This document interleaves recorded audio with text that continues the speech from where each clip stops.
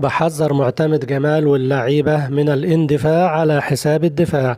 مش عايز الرغبة في تحقيق الفوز تخلينا نندفع هجوميا على حساب التأمين الدفاعي ويدخل مرمانا هدف يأزم الموقف زي ما حصل في مباراة انبي.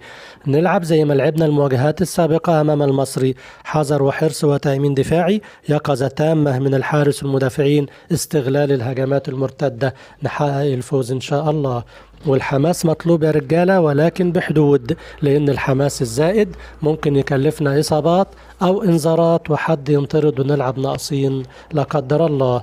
والكلام المثار عن مشاركة بطل الكاس أو وصيف الكاس في الكونفدرالية والثالث ورابع الدوري، والكلام دوت مؤامرة ضد الزمالك. أنا عارف إن في مؤامرات ضد الزمالك، لكن هذا الكلام ما فيش في مؤامرة ضد الزمالك، وأمر طبيعي لأن بطولة الكاس السنة دي بتخلص بدري، فطبيعي إن يثار كلام هل بطل الكاس هيشارك؟ طب لو بيراميدز اللي فاز وهو تاني الدوري، هل وصيف الكاس اللي هيشارك ولا رابع الدوري؟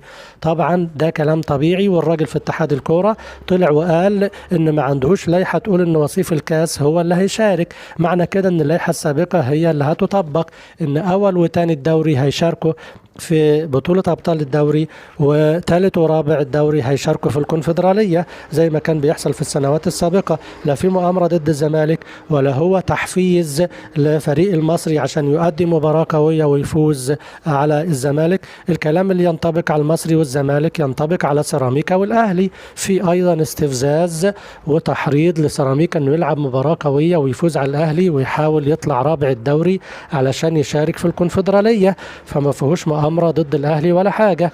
نبقى نركز في الملعب ونحسم المباراة بأقدامنا إحنا، ويا ريت ما نعترضش على الحكم عشان ما نفقدش هدوءنا وتركيزنا. لو في حاجة الكابتن هو اللي يروح يضغط على الحكم ويطالب بحقوق الفريق، لكن إحنا نحتفظ بهدوءنا وتركيزنا ونحقق الفوز ونسعد الجماهير إن شاء الله.